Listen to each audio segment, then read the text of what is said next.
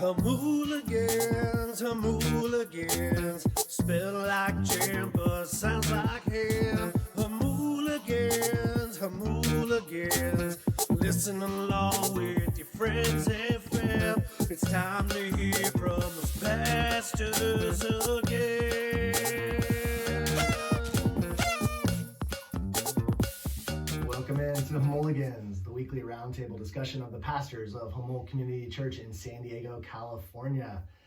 I'm Ryan Murphy, worship pastor, and I'm here with Byron Musser, the adult ministry pastor. That's me. And Vic Murphy, the missions outreach pastor. What's up? How are you guys today? Is 2020 living up to your expectations so far? Yeah, it's incredible. Yeah. It's a brand new decade. It's like we're in the future. Yeah. I thought we'd be flying in cars by now. I mean, I'm a little disappointed, personally. Yeah, there's this great song by Daniel Amos called "It's the 80s, Where's Our Rocket Packs?" Yeah. Yeah. Maybe you could work on that. Yeah. If it didn't happen by the 80s, it definitely should happen by 2020. Yeah. I think I don't know, we're close. Yeah, we'll be there soon. Yeah. Well, thank you for joining us today. You can find this podcast and other great teaching from JCC on our church app, on iTunes, Google Play, on Stitcher, or TuneIn Radio. Please subscribe, leave a review. It helps to get the word out to others about good Christian content for the whole family. As pastors, we want to live out Colossians 1:28-29, proclaiming Jesus Christ, teaching everyone so that believers might be mature in Christ. Well, we have a super show for you today, so let's jump right in with a little segment we like to call Who Is? Who is? All right. Who is?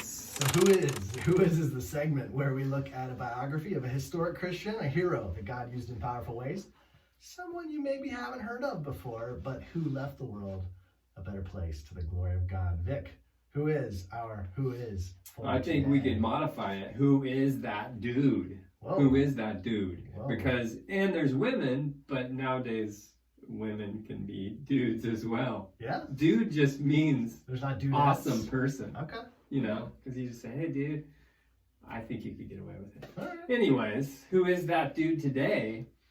Is a guy who, there's a quote about him that says he was the man who moved millions. And his name is Henry Moorhouse. And they call him Harry as well. They were his friends called him Harry. Hank, maybe. I don't know. You never know. But Henry Moorhouse, he lived in 1840 till about 1880. He died when he was 40 years old. And he was born in England. And he was kind of a wild man.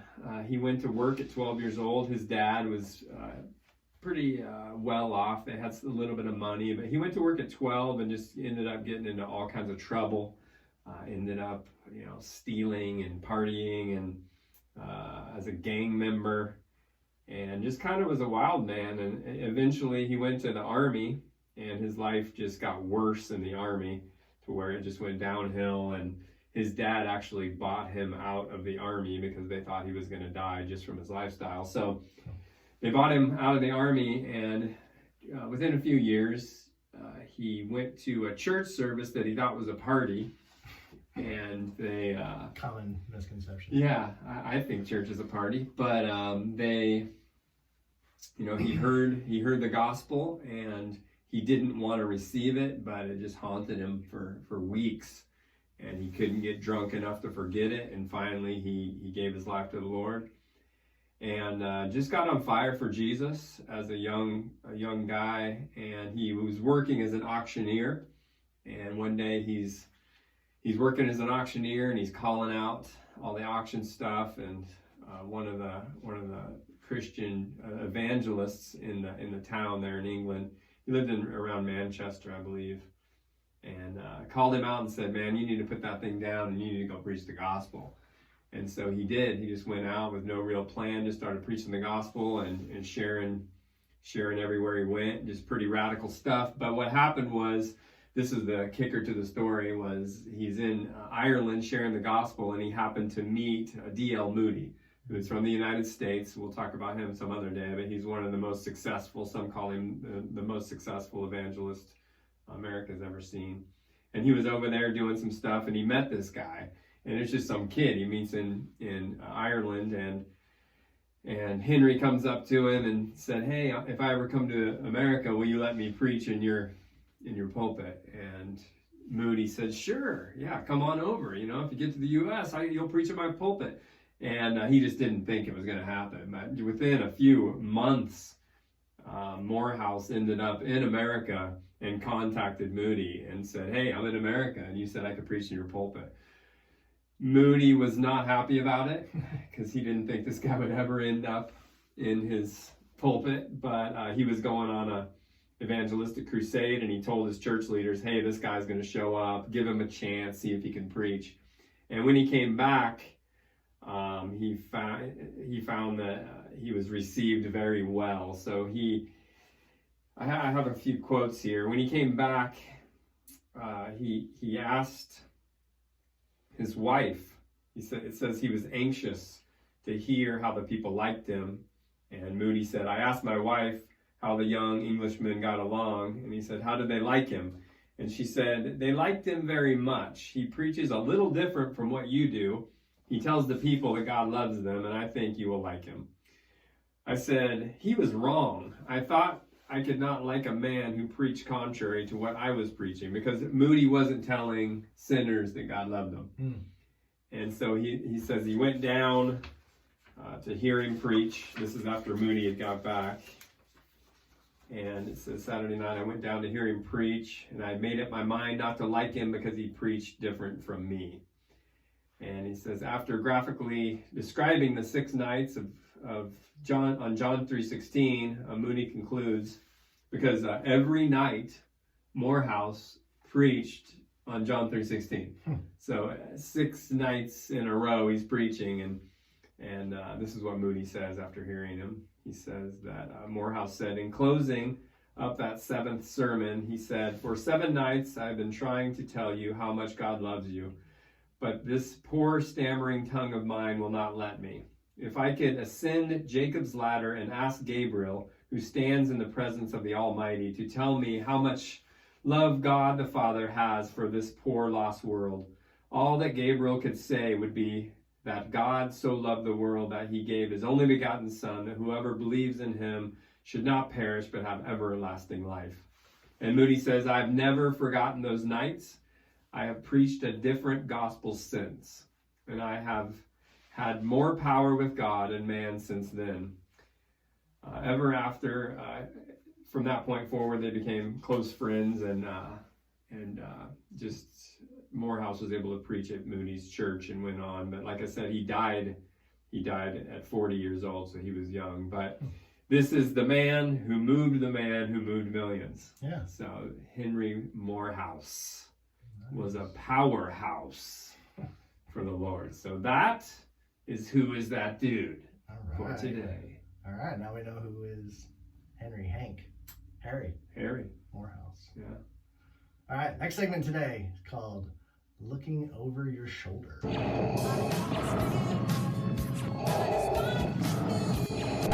How lovely. Today we'll be looking over Byron's shoulder to see what he's reading, getting a peek into his personal devotion time, sneaking into his house at 6 a.m. in the morning, finding out what's crawling around in that big fuzzy head of his. Fuzzy in a literal way, not in a metaphorical way. It's there too. Well, I've been using the Bible reading plan, not the one that we're putting in the bulletins, but the other one in the back.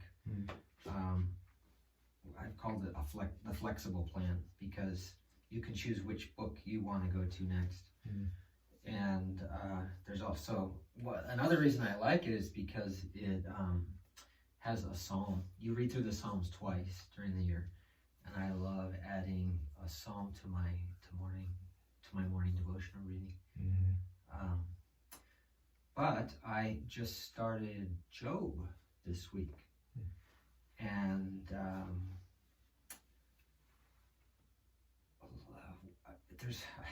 it's really brought a lot.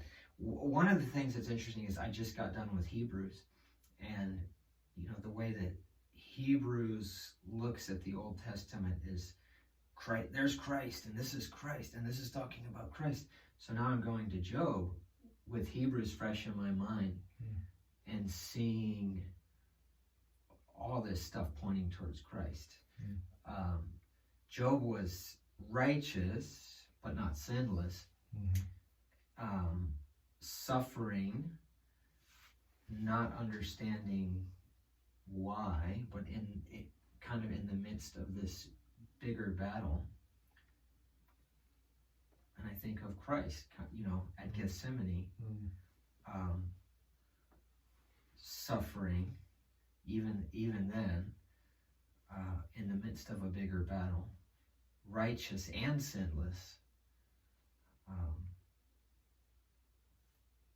So that's what I'm reading. I'm also reading as.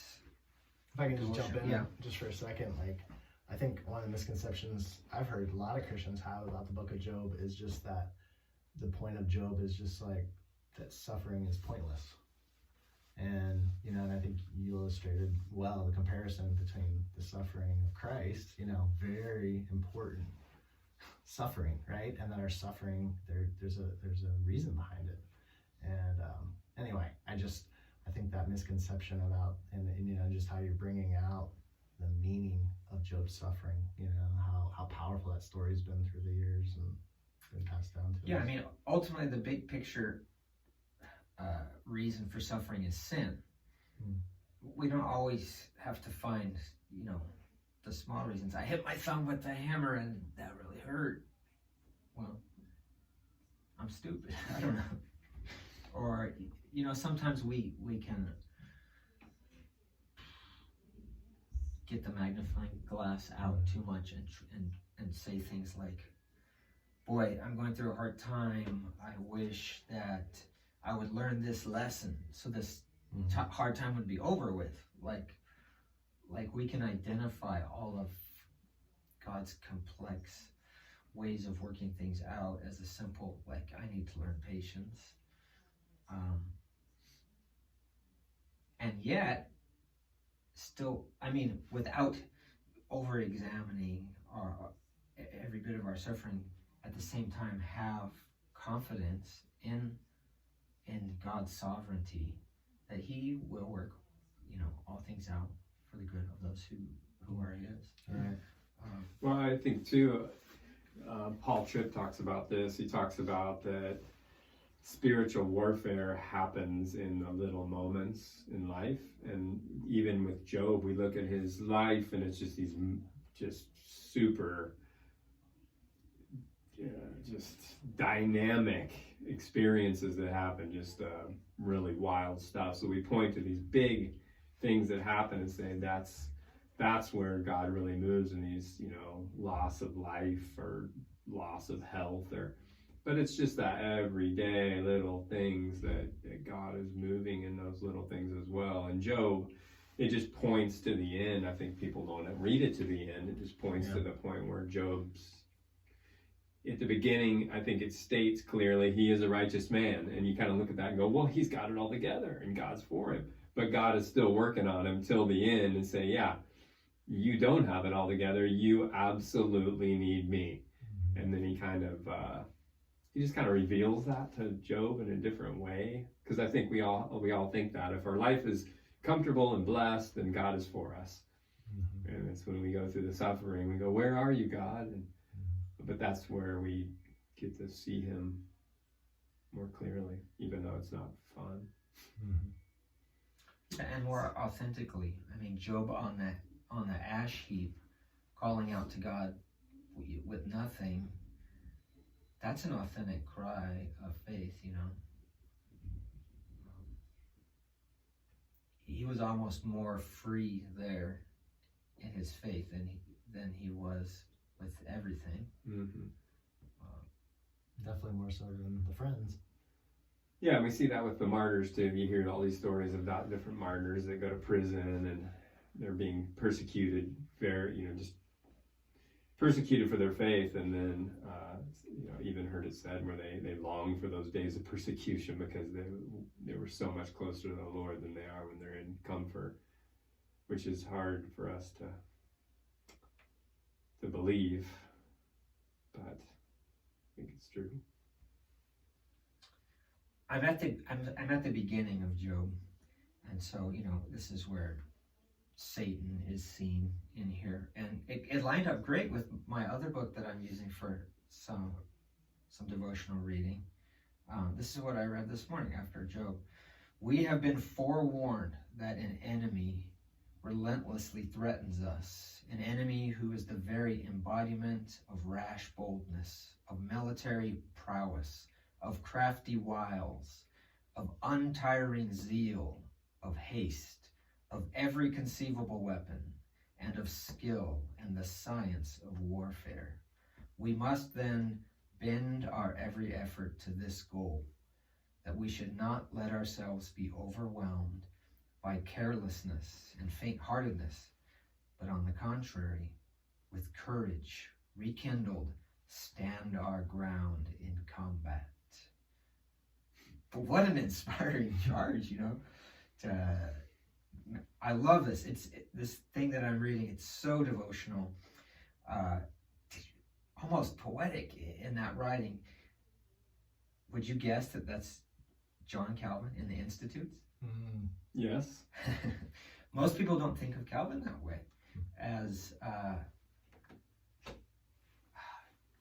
lovingly caring for his flock, and the Institutes is very devotional at times. And I'm using it as devotional reading. I'm reading it in small chunks. But it's been a blessing to me. Yeah. Awesome. Well, thanks for letting us look over your shoulder, Byron. Now for a little bit of whiplash, we're going to go to our next segment, which is much more lighthearted. Shoot from the hip. Shoot from the hip. Shoot from the hip. Are you serious? Shoot from the hip is where the congregation emails us a question at Jamuligans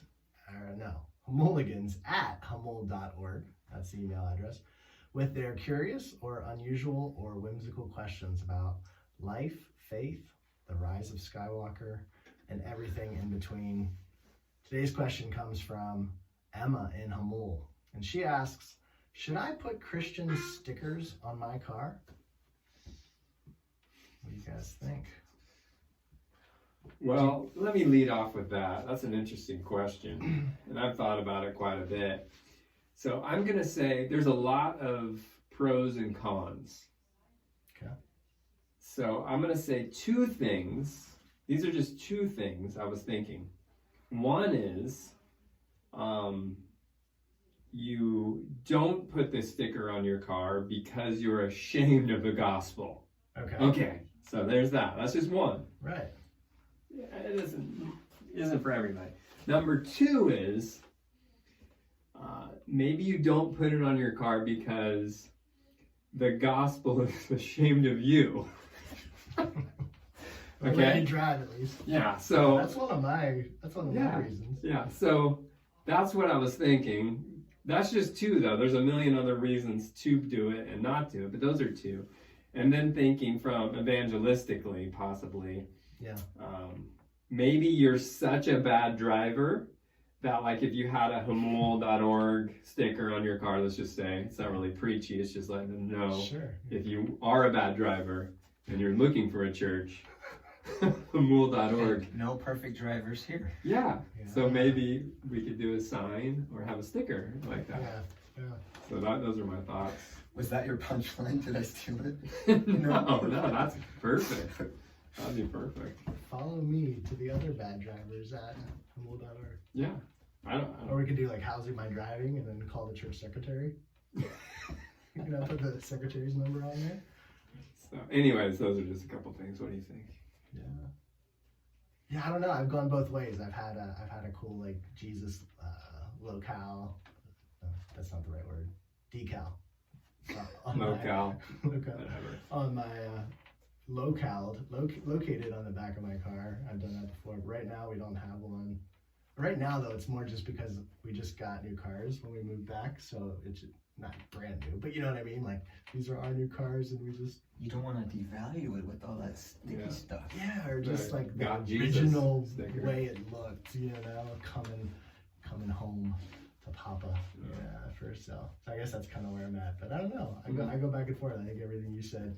I guess I feel like everybody, like, what good, like when you're in front of somebody, I don't know. I guess I just feel like there's more times where it's like, even though you don't realize you cut somebody off, and there you are. The guy that just cut me off, he goes to humble.org. I don't know. Well, yeah, I think it depends on what the sticker says. All right, and maybe that's why the one that says, I'm forgiven, not perfect, or whatever it says. There you go. So maybe that's, it's a pro. Can we invent some kind of sticker that goes on the front of your car that reads in reverse, like the ambulance sign? So like the guy who just let you in so generously, just let you merge, just made that space for you. That person. What do you think? He's a Christian.